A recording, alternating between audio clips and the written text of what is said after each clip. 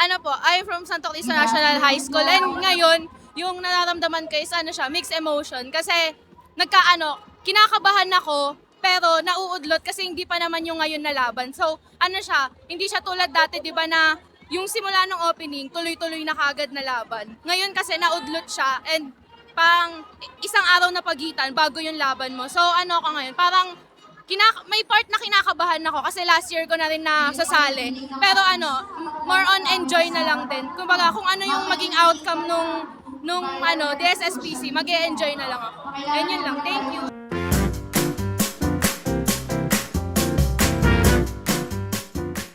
Towerville High School po and I'm a photojournalist.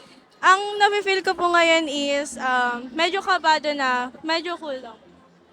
Yun lang.